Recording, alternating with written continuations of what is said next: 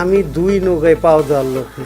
আমাদের তথ্যমন্ত্রীর দেওয়া উচিত এফডিসির ভিতর কিছু ফালতু কিছু স্টাফ এসে এটার ধ্বংস হয়ে যাচ্ছে। এটা যদি ধ্বংস না হয়, এই স্টাফগুলো বদলায় ভালো গুণীমানের। এবার চিত্রনায়ক সালমান শাহ হত্যাকাণ্ড নিয়ে মুখ খুললেন মনোয়ার হোসেন ডিপজল।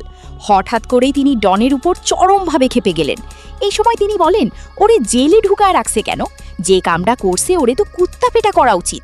আমার শরীরটা বেশি ভালো না, এর জন্য আমি কিছু করতে পারছি না, নয়তো ও যে অন্যায় করেছে এর জন্য প্রকাশ্যে ফাঁসি হওয়া উচিত।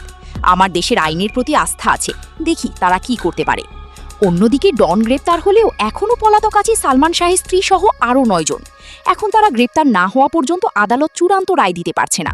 তাদের ভিতরে অনেকেই এখন দেশের বাহিরে এবং দেশের ভিতরেও পলাতক হিসেবে আছে। এদের সবাইকে দ্রুত আইনের আওতায় আনার আহ্বান জানান মনোয়ার হোসেন ডিপজল। সালমান শাহ নেই, সালমান শাহ খুন হয়েছে। পৃথিবীতে সুখ বলে যদি কিছু থেকে থাকে, তারই নাম ভালোবাসা।